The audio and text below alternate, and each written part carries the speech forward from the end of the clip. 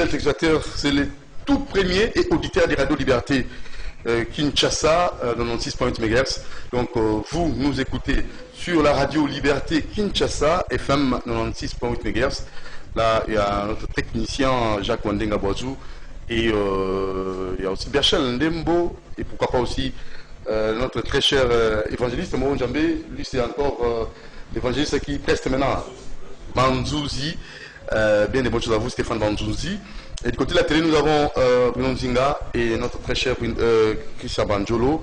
La réalisation assurée par Moron Djambé. C'est le tout premier numéro de l'année 2020. Donc nous avons voulu faire une sorte de rétrospective donc, dans le cadre de notre musique, culture en général, parce que la musique est tellement restreinte, mais on va un peu élargir le spectre, donc étendre un peu, voir la culture donc, de façon générale. Alors nous avons déjà commencé, c'est bon, merci. Donc nous allons là vous rappeler que vous nous suivez à Canal Congo Télévision et vous nous écoutez sur ALIC 96.8 MHz avec Stéphane Banzouzi qui est l'opérateur preneur des sons et Bruno Nzinga, Kisha Manjolo à la télé, Moron Djambé à la réalisation. Alors sans plus tarder, nous allons recevoir pour vous Jean Goubal. Jean Goubal, pourquoi Jean Goubal? Parce que nous avons essayé de réfléchir avec le staff de cette émission. On a voulu recevoir un artiste un peu petit talent, un artiste qui a beaucoup de maîtrise, hein, parce que l'art, ce n'est pas donné à n'importe qui. Il faut nécessairement quelqu'un qui s'y connaît. Hein, donc, et ça l'opacité, hein, papa. Et ça l'opacité, maman, parce que dans le domaine, ce serait fort au Ibango.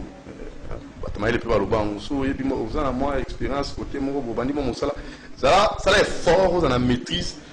Où s'informer ma casse, où ça a vraiment la connaissance na elo va mozo ça la sécurité mais pas pour nous mais comme pas pour nous excusez-moi ça la est fort hein l'OBP où ça l'appelle le tout premier invité à année peut-être en 2021 sur Nzamba Olika bonana Jean Goubal bonana de Golanga Doudou sentez-vous bien ça va et ça la flatterie hein parce que surtout flatter à moutouté. Mon la chaîne à vérité et la chaîne à flatérité. Donc, staff est fan d'aki, Moron Djambé, Bruno Nzinga, et Christian Banjolo, staff Mobimba, et la direction Mobimba, fan de Bino, il faut bien la Koubal, tout bandane naï. Merci, merci pour la staff, pour la confiance. Et voilà, tout le belal comme flatterie. Oui, Moukolo, Congo Penza flatterie, Pena, et ici là. Oui. Alors Congo est banoké il bosse jour parce qu'on se flatte trop. Tu es là le corbeau et le renard. Tu as laissé qu'à flatterie mais Magui corbeau. Après ça qui fromage là. Il y a beaucoup trop de flatterie dans Congo. Ouais tel que Batobaro comme ça bango au bango bazate. C'est-à-dire flatterie l'équipe bazo répéter makasi moko bobe monene mobo oyo zali alors que ça no ya ngote to fa dans temps molay le makasi ou le monene se travaille. Quand on parle de culture on parle de travail, c'est-à-dire résidu il y a travail nabino et zanine. Et quand on parle de travail on parle de connaissance, c'est-à-dire acquérir connaissance pour où ça la travail moko boye oyo ba résidu nango et ça la culture. Oui, parce que les Chinois sont tonga. Au monde, les Chinois sont tonga les mokoboui. C'est-à-dire, s'exercer les limokoboui. Et comment il y a bango. Mais biso ti les lona lukana mona nana mona peut-être et tonga les mokoboui à Congo. Oui, biso moko. Exact. Nana mona. Autre côté quand partout. Voilà. Oui, voilà que ça m'a cassé. Voilà. Voilà. C'est-à-dire que tout ça penza attention à ma cambo minéité. Ça a mis attention à flatterie. Et le Congolais aime la flatterie. Et ça a des conséquences néfastes. Mais maman est néfaste. Les conséquences, il y a toujours vivre le Congo. Tout le monde a petit voisin, nous avons parce qu'on se flatte trop en interne. Et les voisins ont observé, ils ont dit que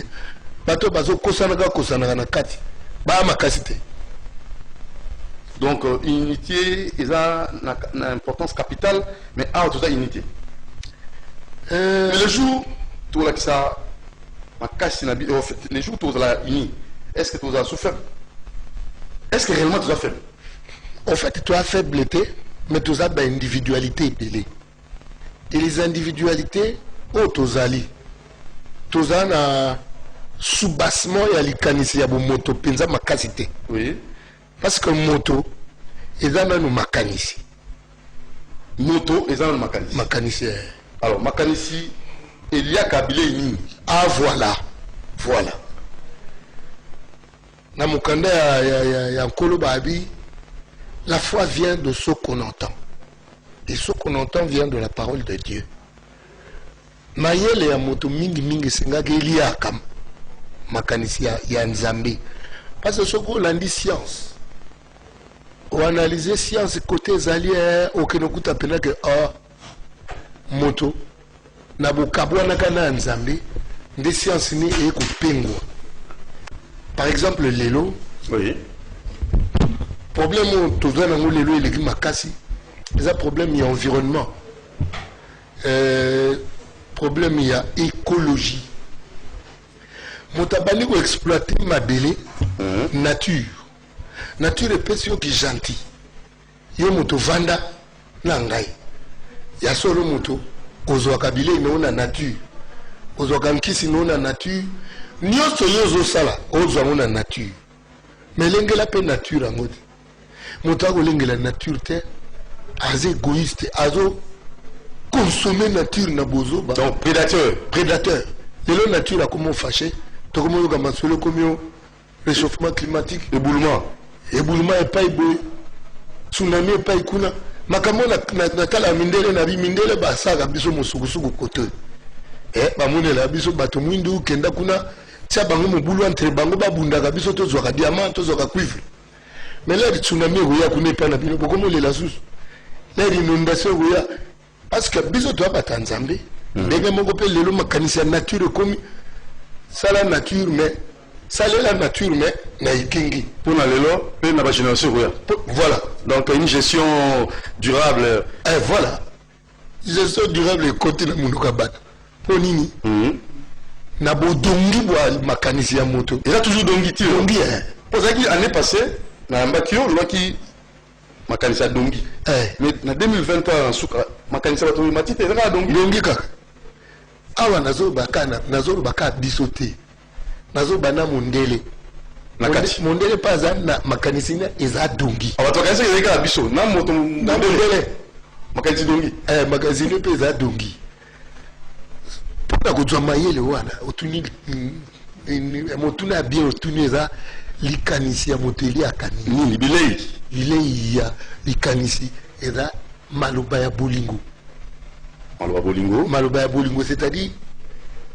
liloba bolingo eza moko linga moninga lokoko milinga yo penza parce que Nzambe alobi linga Nzambe na motema no mobimba pe linga moninga lokoko milinga yo moko d'ailleurs kutu Nzambe alobi ke linga ye na motema mobimba omonaka no yete alors moninga yo omona ye linga ye na motema na yo c'est pas facile aussi voilà bilei ya makanisi bilei ya makanisi yango wana et puis bilei ya makanisi il faut ezala projet ya bato ya mayele na mboka donc bilei makanisi projet ya bato ya mayele na mboka mais siko baambassadeur mpe bazali oyo bakoki kozala na projet mboka kosala epesa bango mosala wana mpona kovéhicule yango na société baambassadeur mingi omonaka oyo bazala baflike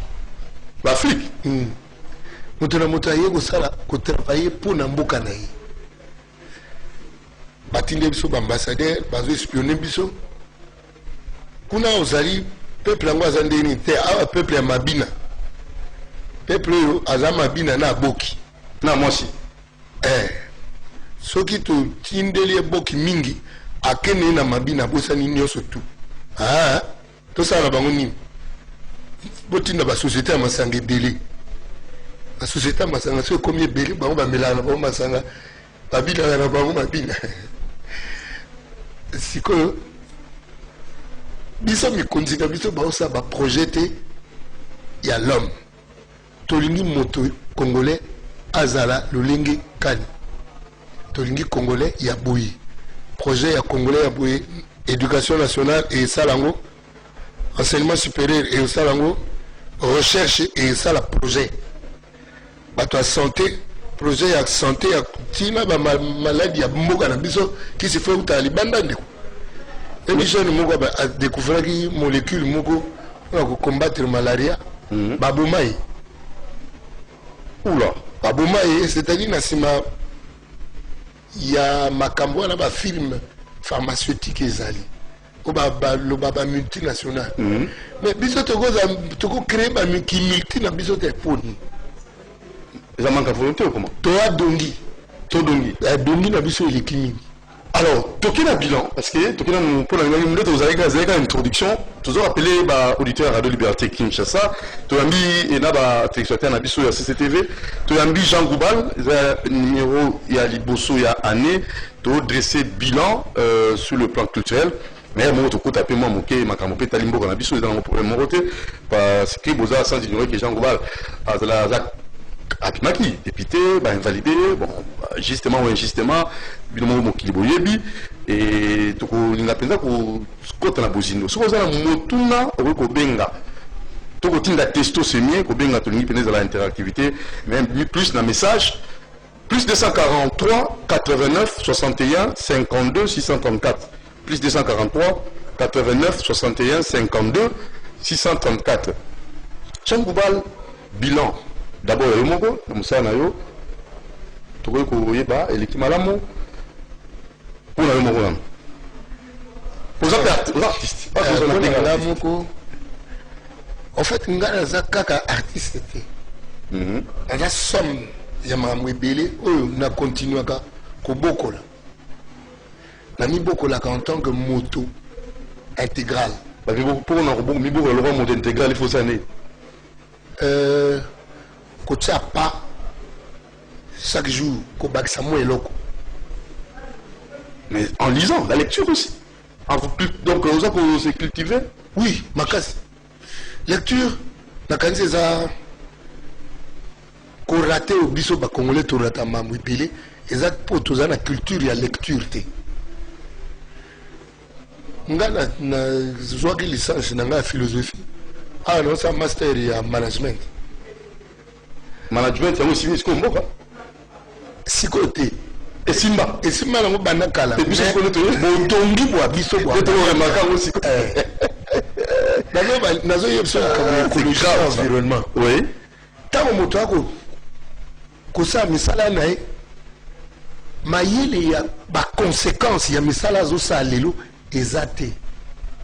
Mayele ya ba conséquences. Se projeter dans l'avenir. Ah là là là là, le solo est belé. Aux matière. Tu vois, il faut mettre sur l'anaïba, tout le monde est une pour sa matière. Le bilan appelle la dongi, donc c'est la matière. Le bilan a fait mobo. Et c'est quand même, ndé batu balinga na sa moi ba blague. Oui. Na lobaki, tala fête en un mariage, c'est-à-dire ami nanga balise moi. Na lobi, tala to komo balisa bana. Neti biso boy avenir na biso nini kasi biso avenir na biso za koleka dans l'avenir tokozala toleka olaninga na liboso kuna biso tokozala toleka mais koleka na biso bakobeta lisolo na biso ndenge nini na bato baotikala baba toyebaka moto boye moto songolo tala likanisi ne ezaki boyi sikoyo moto mosali ko consommer comme consommer au présent est-ce qu'akanisaka lobby ya banane ba continue biso tala bien baloba boyi un homme d'état c'est celui qui pense les générations futures les générations à venir. Bah, hommes politiques à Mangondo, c'est eux qui voient les élections futures. Moi, je travaille pour l'avenir. Nalingi, bah, jeune Nabiso, bah, un modèle. Pour être fort, faut instruire. Les jeunes doivent avoir comme modèle des gens d'instruction. Bateau bazana, bateau balingi kokola na mayele. Voilà. Yango na bi bilan nanga na pesa ngona forme wana le quoi nazana possibilité ya kokoba na boyekoli. Je suis d'accord avec moi-même que na aucun delboso. Parce que na soukite na bloqué te. Azo koba nga papa nanga ayekola ti na 78 ans à se spécialiser dans la gérontologie. Et puis à 78 ans, à 78%. Je sens vraiment que j'ai vieilli parce que ça, c'est pas mes points. Le père a eu 80, 90. 2 ans après la couffine. Donc à couffine à 80 ans. Mais au moins, à ticket la biso pour ça, il y a qu'au ça en plus chaque jour, chaque année, voilà, chaque voilà. Mois. Alors ça c'est très bien dit, mais seulement, Jean Mouval, nous avons combien de SMS awa et pas il y a Rachel Mfumu, ou à féliciter Rachel Mfumu, à l'objet, à l'iroming na masolo na yo. Et c'est qui ça? Na évité pour la Rachel Mfumu, est-ce que c'est possible? Ou c'est qui ça y est? On a évité tant que c'est qui ça va. Ni le numéro, bah toi j'en ai 6 maros c'est kawa. Bon, de toutes les façons, c'est qui ça? Ils appellent moi la thérapie, hein? Oui. La bonne humeur soigne. Koseka oyo et soignaka. Na tondo konzambe pour tondi le quoi sala que na yeba kosekisaka baninga. Facilement. Facilement. Sans forcing. On s'est maquillé, on s'est longuité, on l'a dit, bilamba, tout ça. C'est justement ça l'esprit. C'est naturel. Voilà. L'esprit. Et ça la maka, misala esprit et ça maka na maluba. Alors ce qui, mon sala esprit l'équipe makasi, malobé comme ma salité. Voilà esprit a comme tout un esprit mbamoko. Profond. Qu'est-ce que je veux? Là, na sekisaka, là musu na passa ba message. Ba message au isaka que na se osika. Alors, pour le plaisir de Rachel Mfumu, pour le plaisir de Natacha Mbenza, de Jarine Singhi, le meilleur, peut te rappeler le numéro Jean Bouba Azaliawa, vraiment spécialement pour Nabino, to Fumu l'année naïe 2020, au SMS, na plus 243 89 61 52 634, plus 243 89 61 52 634. Faites comme Rachel Mfumu, envoyez-nous vos messages, on va les lire comme monsieur Bienvenu en Simba dans l'Ancel, dans la cité d'exaucement maison de la prière, va faire le meilleur Pena, Dalida et toute sa famille. Alors on a invité pour quand même mourir au mot, c'est quand même mon mouquet, bon j'appelle avant. Est-ce que c'est bon aussi? N'a évidemment.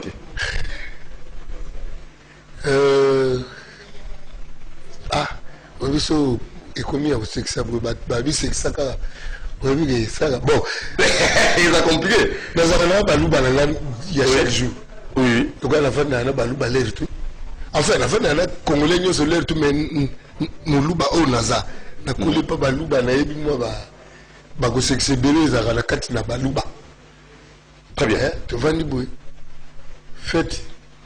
Yangemo muluba nzoka payer ba faire ba whisky ba nini. C'est quoi, à remarquer que non, bah tu vas y payer. Comment ça? C'est quoi le but? On te belé pas le balouba baza avantage, balouba baza avantage. Est-ce qu'il y a des avantages? Amina Beli. À tout quoi? Vous n'avez pas fait un whisky ou vous avez mêlé. Bah, vous avez bien, vous avez là. Vous avez sonde, est-ce que la monde? Oh, balouba baza fantar, balouba baza fantar. Mais tu vas na bino abana mi balé baza na aéroport. Nous avons que les États-Unis, nous avons que le Japon. Est-ce que vous y êtes? Est-ce que nous avons fantar? Mon gars, mon frère. Et on va continuer avec vous, Jean Gouba. Mais toi, si on a un bilan, côté où c'est que ça, ok. So côté à musique, côté à composition bien, un album peut-être tu vas aux élango, mais na moni et je peux na tant. Quand tu as besoin œuvre on a marché à part pour ça qu'il a Manda chante avec le même producteur. Hein? Donc on a fait Mbote Mingi, comme le groupe de Kiminga Charlie. On a habité. Et tu es comme qui? Système on a. Ils ont été comme malin. On s'est retrouvé qui, Charlie? On s'est retrouvé. Parce que malin. Et le Kénango. Mais notre album, ensuite on attend au Bimsava Moussouté. Est-ce que Mboko Zamboka peut facilement dans la culture de Tamboula, on pouvait bien couvrir cet album chaque 2 ans après, chaque 3 ans après? Bon, Moudjoula Moudjoupé, Azana, avec Ongin, période naïe, hein, pour Kanisa. Nga, Nabando y est battu. Que, quand la sala inga pour la message Mugobwe. Ezana moi, la Akola. En fait, un clip nanga ba yibinga bo moi. Mais moi na mon kebo ya no be wa vieux message.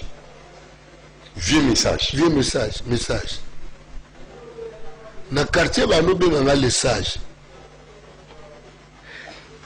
Mais les mots na vana na ba no kanza moi na wala ngabi moi no a nous expliquer nga pena que na message ya olekisa.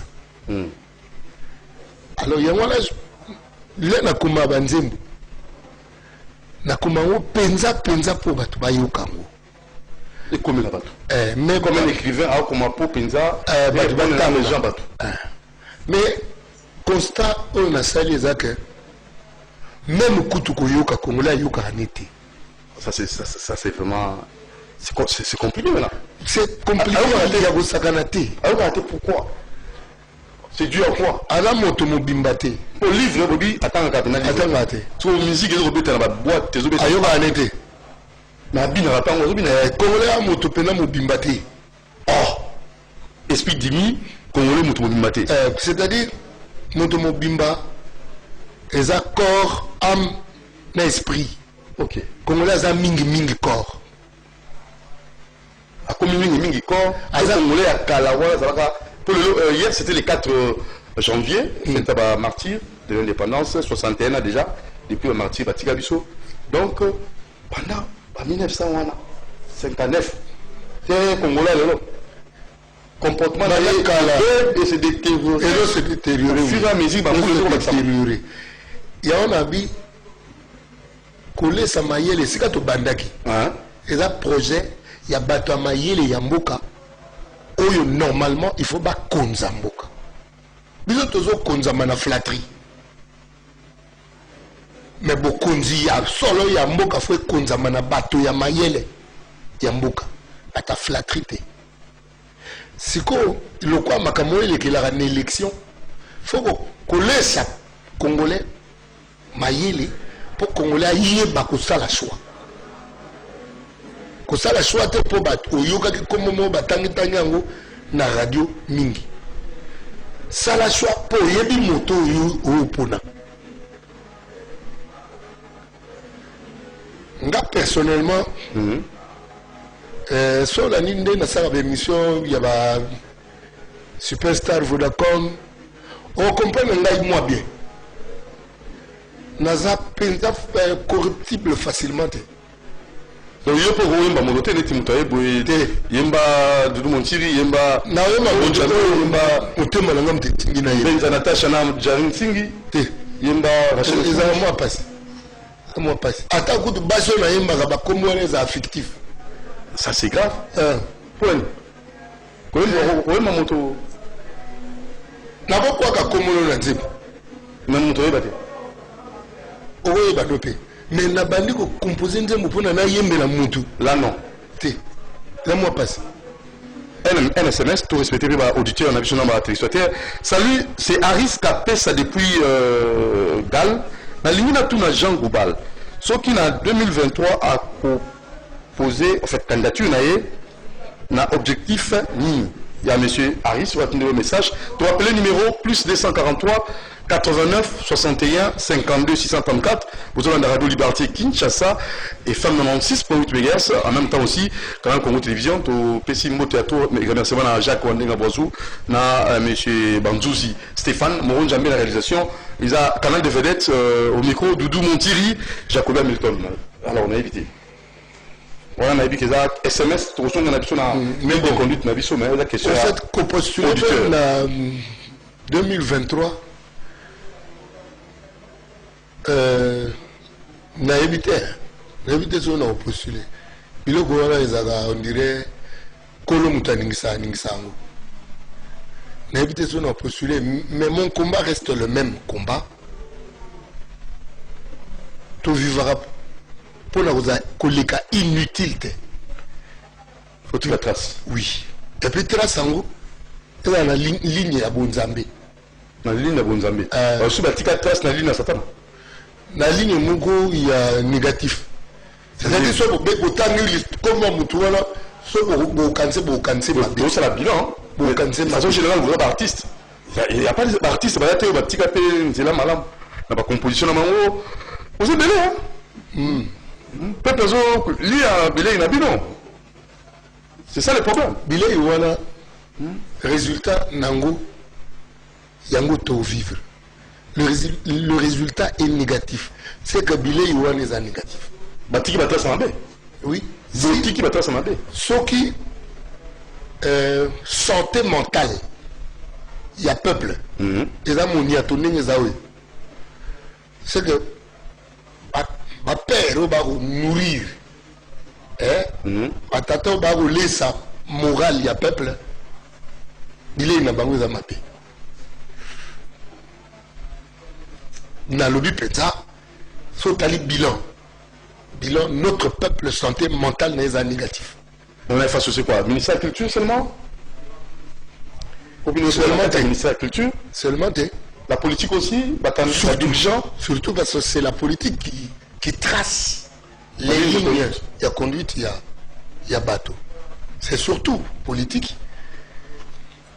Bilan sur le plan social, sur le plan culturel. Chaotique, un bilan chaotique. Sur le plan social,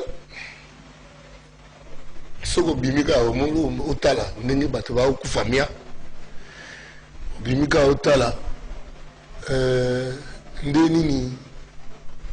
Ndeko maladie des ébélés. Oui. Comment dit quartier le quoi Beauvin? Oui. Quartier le quoi Beauvin. L'État goya bano kabola ba habiter ni mabélé, mais l'État dessina rien. C'est-à-dire que l'urbanisme, il faut batobaya, ba cadastre, ba tracer, ba tapateracer, ba kati, ba environnement, ba étudier. Makamawet ça ma bongo. Mais il y avait le président Brunel Joseph